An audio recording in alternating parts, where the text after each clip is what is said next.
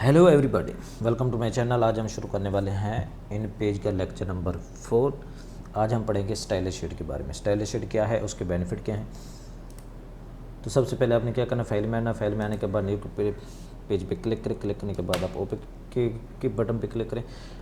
यहाँ आपके सामने जो है ना, अगर फ़र्ज़ करते हैं कि हम यहाँ पे कोई चीज़ लिख रहे हैं, ये देखिए,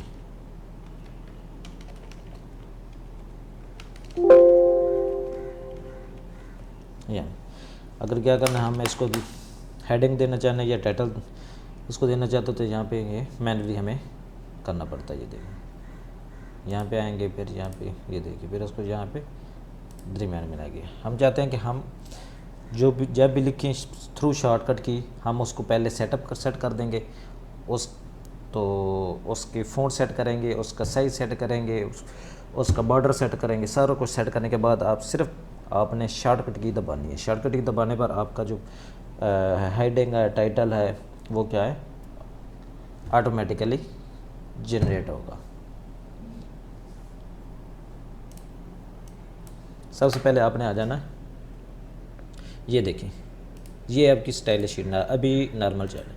ये देखिए, सबसे पहले आपने आना फॉर्मेट में। फॉर्मेट के आने के बाद ये स्टाइल शीट दिया हुआ है। स्टाइल शीट क्या है? स्टाइल शीट Ctrl+T, यानी कि Ctrl+T से भी आप ओपन कर सकते हैं। मैं यहाँ से ओपन करने जा रहा हूँ। ये नॉर्मल है, आप नॉर्मल को चेंज भी कर सकते हैं। जैसे कि यहाँ पे एक न्यू है, न्यू के ऊपर क्लिक करें। क्लिक करने के बाद यहाँ पे टाइटल, हमने टाइटल लिखा। टाइटल लिखने के बाद ओके के बटन पर क्लिक करने के बाद हमने यहाँ पे Ctrl+Shift+ फ़र्ज़ करते हैं कि टाइटल है, तो हम इसको टी की दे देते हैं। इसमें आ जाता है पैराग्राफ। पैराग्राफ में क्या है कि यहाँ पे आप उसके अलाइनमेंट सेट करेंगे। हम इसको टाइटल को सेंटर में रखना चाह रहे हैं। इसके अलावा ओके के बटन पे क्लिक करें, फिर आ जाए करेक्टर में। करेक्टर में आने के बाद यहाँ पे उसका साइज जो है ना, वो रख सकते हैं। मैं यहाँ से 24 रख रहा हूँ। यहाँ पे उसका कलर आप चॉइस कर सकते हैं, या आप उसका स्टाइल चॉइस कर सकते हैं।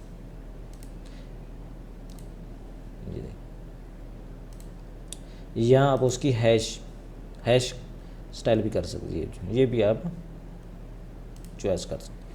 उसके बाद फ़ॉन्ट आता, ये देखिए, ये क्या है, फ़ॉन्ट। मैं यहाँ पे कर रहा हूँ बम्बे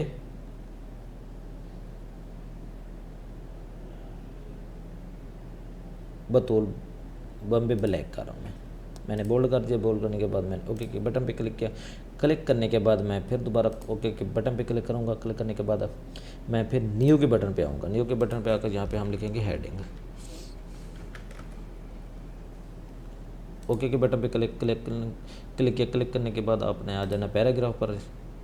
ये मैं रख रहा हूँ इसको राइट साइड पे।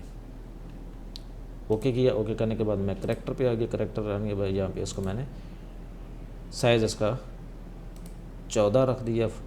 इसका कलर ब्लैक, आप कोई भी कलर रखना चाहे रख सकते हैं। स्टाइल इसका चेंज करना चाहें वो भी हो सकता है। इसके साथ अगर कोई अंडरलाइन लेना चाहते हैं डबल चिपर हो, तो वो भी आप ले सकते हैं।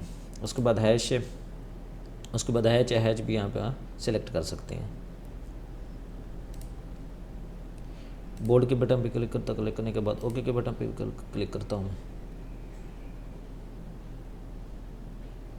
ये देखिए, ये हमारा सेट हो चुका है। अगर आप नॉर्मल की भी शॉर्टकट की बनाना चाहते हैं, तो नॉर्मल के बटन पे ये क्लिक करें। क्लिक करने के बाद ये आप मॉडिफाई का ऑप्शन है। मॉडिफाई के ऑप्शन पे आकर आपने क्या करना है, नॉर्मल को एन से हम शॉर्टकट की इसकी बना रहे हैं, तो यहाँ पे ओके कर देना। यहाँ से आप कर देना अप्लाई।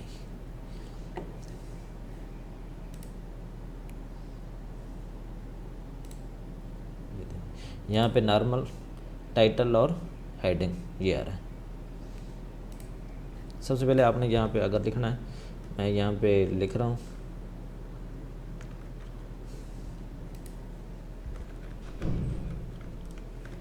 इस्लामियात। इसको सिलेक्ट करने के बाद मैंने Ctrl+Shift+T, ये दी ऑटोमेटिक। इसी को अगर मैं हेडिंग बनाना चाहता हूँ, Ctrl+Shift یہ ہمارا آ گیا. اس میں ہم نارمل میں آئیں گے. نارمل کے میں کنٹرول شفٹ پلس یہ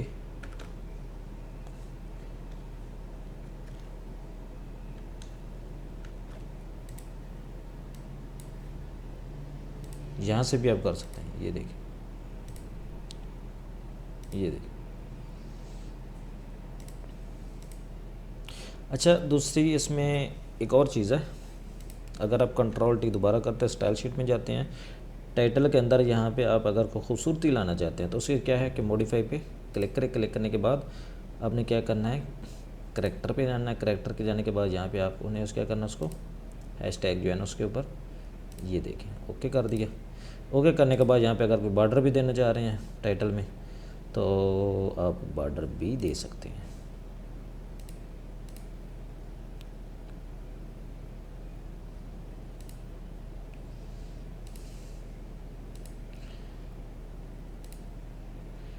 کلک کیا, یہاں پہ اپلائی کیا. یہ دیکھیں یہ ہوتا ہے ہیش.